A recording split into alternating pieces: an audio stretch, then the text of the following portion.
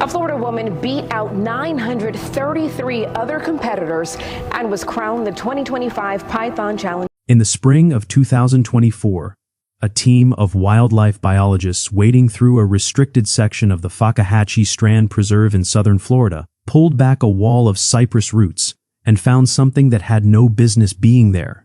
The skeletal remains of a structure, partially submerged, built from materials that do not exist anywhere in the natural Florida ecosystem, surrounded by artifacts that state archaeologists have since confirmed predate European contact by at least 800 years. Nobody reported it. Not immediately. The biologists were there for a panther survey.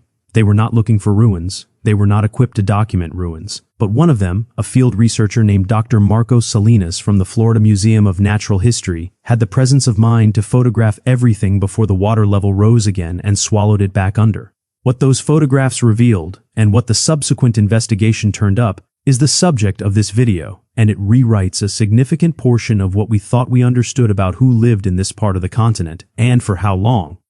Dr. Marco Salinas and the team behind the discovery. Dr. Marco Salinas has spent 22 years in the field. He completed his doctorate in environmental biology at the University of Florida in 2002. And for the following decade he worked primarily on large mammal corridor studies across the Big Cypress Basin, a region so ecologically dense and logistically hostile that large portions of it have never been formally surveyed. He is not an archaeologist. He has never claimed to be. But his long familiarity with the terrain meant he immediately recognized that what he was looking at could not have formed naturally. The geometry was wrong, the stone was wrong, the placement was deliberate. Salinas contacted Dr. Teresa Vega, a senior archaeologist with the Florida Division of Historical Resources, within 48 hours of the initial find.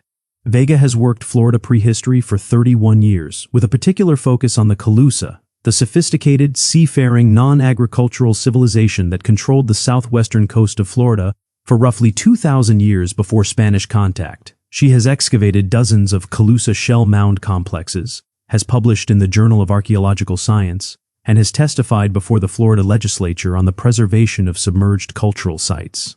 When Vega reviewed Salinas's photographs, she told colleagues that she had never seen anything quite like it in the Florida interior. That distinction matters. The Calusa are documented extensively along the coast. Mound Key, Pine Island, Charlotte Harbor, these are the known centers of Calusa civilization. The interior of the Fakahatchee, in the deep swamp, was considered by most researchers to be outside the permanent settlement range of any pre-Columbian group.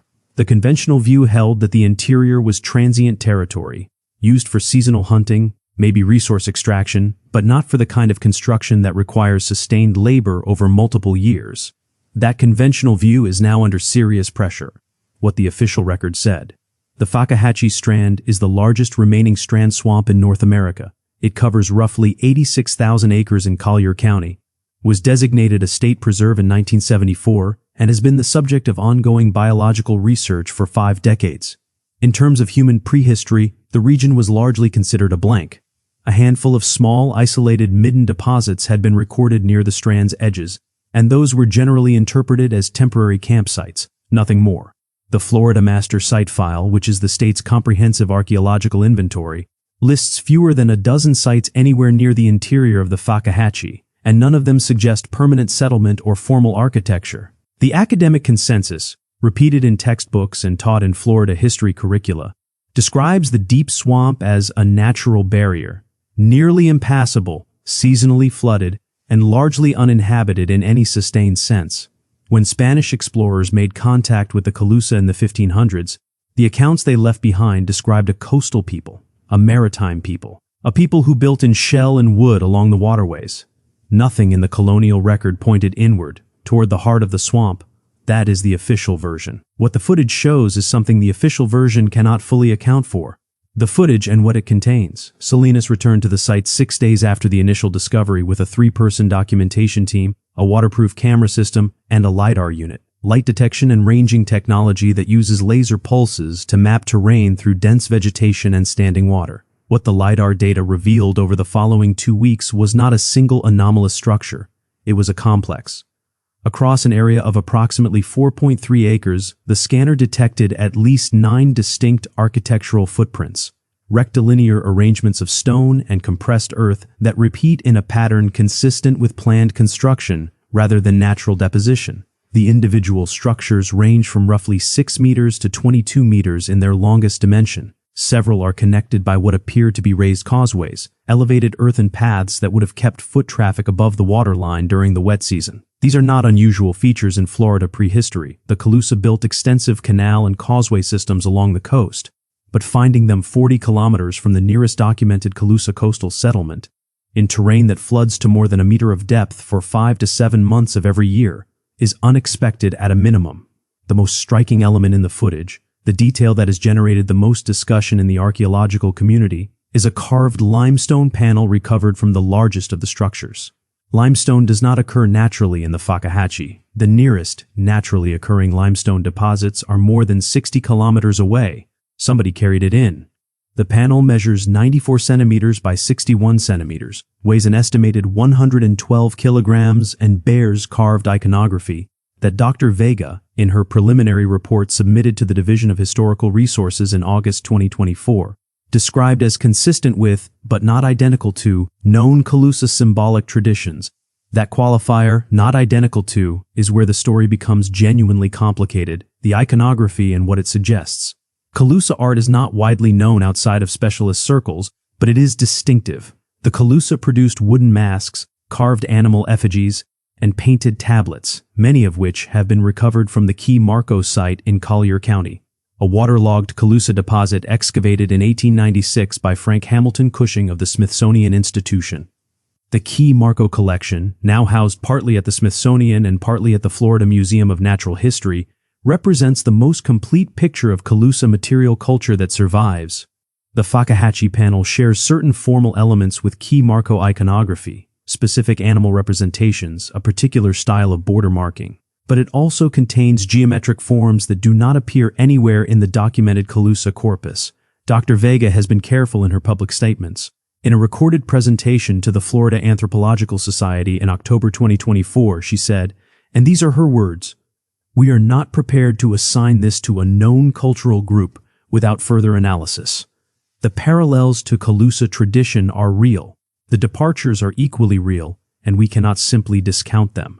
2 independent researchers from outside the state have offered a different interpretation. Dr. James Whitfield, a pre-Columbian specialist at Tulane University, reviewed the photographic documentation and suggested that several of the geometric forms on the panel bear resemblance to iconographic traditions documented along the Caloosahatchee River drainage, a corridor that, in the late pre-Columbian period, reportedly served as a trade and communication route connecting the Florida peninsula to groups as far inland as the Lake Okeechobee Basin. Whitfield has not visited the site. His assessment is preliminary and has not been peer-reviewed. But it opens a question that the field is only beginning to ask: was the interior swamp not a barrier at all, but a corridor?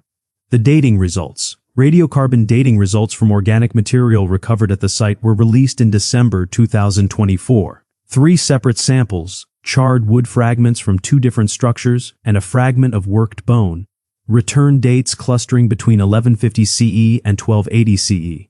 That puts the occupation of this complex squarely in what archaeologists call the Glades Tharibi and IIC periods of South Florida prehistory, a time of documented expansion and apparent population growth among the coastal Calusa and their neighbors. It also puts it 240 years before the first Spanish ships appeared off the Florida coast.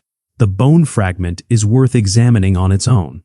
Isotopic analysis, a technique that measures chemical ratios in organic material to determine what an individual ate and where they likely lived, suggested that the individual represented by the fragment had a diet that did not match the heavily marine protein diet typical of coastal Calusa populations. The isotope signature was more consistent with freshwater and terrestrial food sources. This is not definitive. Isotope analysis has margins of error, and a single sample cannot establish population-level conclusions. But it is consistent with the idea that the people who built this complex were not coastal Calusa who occasionally visited the interior. They may have been a distinct inland population, one that has left almost no trace in the documentary or archaeological record until now. If you have spent any time going down the rabbit hole of pre-Columbian North America, and you have never come across any of this before, subscribe right now, because this is the kind of buried, documented history that almost never makes it outside of academic journals. And this channel covers it every week. The water management question. One of the most technically impressive aspects of the Fakahatchee complex, and the one that has attracted the most attention from researchers outside the archaeology field, is what appears to be a deliberate water management system. The LiDAR data, cross-referenced with hydrological modeling conducted by a team from the University of South Florida in early 2025, suggests that the raised causeways and the placement of the structures were not random. They are positioned in a way that would have channeled seasonal floodwaters around the complex rather than through it, creating a zone of relative dryness during the wet season within a landscape that is otherwise uniformly inundated. This kind of landscape modification is labor-intensive. It requires planning across multiple seasons because you cannot understand how water moves through a swamp until you have watched it through at least one full annual cycle. It requires a community large enough to move significant volumes of earth and stone, and it requires a degree of permanence. You do not build a water management system for a temporary camp. You build it because you are staying. The hydrological team estimated, conservatively, that the earthworks visible in the LiDAR data represent somewhere between 15,000 and 22,000 person-hours of labor. That is a lower bound. It does not account for material that may have degraded or been displaced by 800 years of flooding and root growth. Whatever community built this complex, they were not a small, transient group passing through. What has not been found, and why that matters. The physical evidence from the site is remarkable. The absence of certain evidence is equally significant. No human burials have been found within the complex footprint. No ceramic assemblage of the kind that typically characterizes Calusa domestic sites. Large quantities of pottery, food debris, shell tools has been recovered. What has been found is the limestone panel, the structural footprints, the causeways, and a small collection of worked wood fragments, some of which show evidence of deliberate carving. Dr. Vega's August 2024 report specifically noted the absence of domestic refuse as unusual. Wherever people live for extended periods, they leave trash. Middens, the archaeological term for ancient trash heaps, are often the richest source of information about how prehistoric people lived. Their absence here does not mean the site was unoccupied. It may mean it was not primarily a domestic space. Some researchers have proposed that the complex served a ceremonial or administrative function rather than a residential one. A gathering place, a ritual center, or a node in a larger network of sites that has not yet been located. That proposal is speculative, and Vega has said so directly. But it is not without parallel. The Calusa maintained what Spanish accounts describe as a capital at Mound Key and subordinate political centers throughout their territory.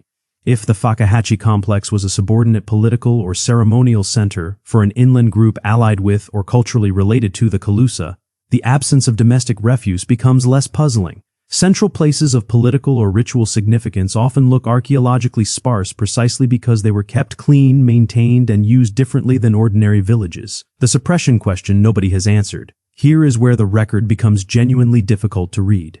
The initial discovery occurred in spring 2024. Dr. Salinas contacted state authorities within 48 hours, as required by Florida law. The Division of Historical Resources acknowledged the report. And then, for approximately 4 months, nothing happened publicly. No press release, no site protection order filed in the public record, no announcement from the Florida Museum of Natural History, which is where Salinas is affiliated. The first public confirmation that anything had been found at all came not from a state agency, but from a brief mention in the Florida Anthropological Society newsletter in September 2024. A 2-paragraph item that described the find in notably vague terms and mentioned that further investigation is ongoing. It was not until the October 2024 presentation by Vega that any substantive detail became publicly available, and even then the presentation was not recorded for public distribution. The summary circulating online comes from attendee notes, not an official transcript. When journalists from the Florida Times-Union contacted the Division of Historical Resources in November 2024 requesting documentation under Florida's public records law, they received a partial response. Several documents were provided. Others were withheld under an exemption in Florida Statute 267.132, which allows the state to keep the precise location of archaeological sites confidential to protect them from looting. That exemption exists for legitimate reasons, but it also means that independent researchers cannot verify the location, cannot assess the LiDAR data against public geographic information, and cannot determine whether the site boundaries described in the reports match what Salinas originally photographed. This is not, by itself, evidence of anything improper.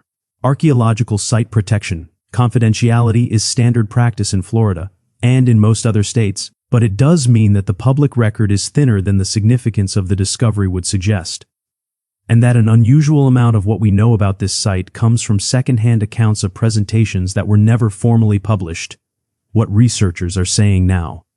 As of early 2025, at least 3 separate academic institutions have expressed interest in formal excavation. The University of Florida, Florida State University, and the Tulane research team led by Whitfield have all reportedly submitted letters of interest to the Division of Historical Resources. Formal excavation permits in Florida require tribal consultation under the Native American Graves Protection and Repatriation Act, and the Miccosukee Tribe of Indians of Florida and the Seminole Tribe of Florida both have interests in pre-Columbian sites in the region. Consultation is ongoing. No excavation permit has been issued as of the last available public record from March 2025. Dr. Salinas, for his part, has given one recorded interview, a 40-minute conversation with the Florida Museum of Natural History's own podcast, released in January 2025. He is measured throughout. He does not overclaim. He describes finding the site in straightforward terms, describes what he observed, and defers consistently to Vega and the archaeology specialists for interpretation. One passage stands out. When the interviewer asked him whether he thought the find would change the way Florida prehistory is taught, Salinas paused for a long moment and said, "I think it should raise the question of how much we have assumed versus how much we have actually looked." That sentence has stayed with a number of people who have followed this story, because it points at something larger than one site in one swamp. The interior of Florida, not just the Fakahatchee but the Big Cypress, the Corkscrew Marsh, the vast wet prairies south of Lake Okeechobee, has been surveyed only partially and inconsistently. The Fakahatchee complex was not found because someone went looking for it. It was found because a wildlife biologist with good instincts and a camera happened to pull back a curtain of cypress roots at the right moment. How many similar sites are still out there, still underwater, still waiting for someone to look?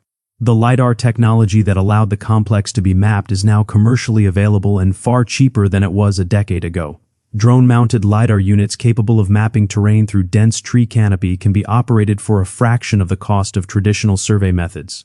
Several independent research groups have begun applying this technology to unsurveyed portions of the Florida interior, though results from those surveys have not yet been publicly reported. What the Fakahatchee footage revealed was not just a set of ruins, it revealed a gap in the map. A gap that was always there, that had always been assumed rather than confirmed.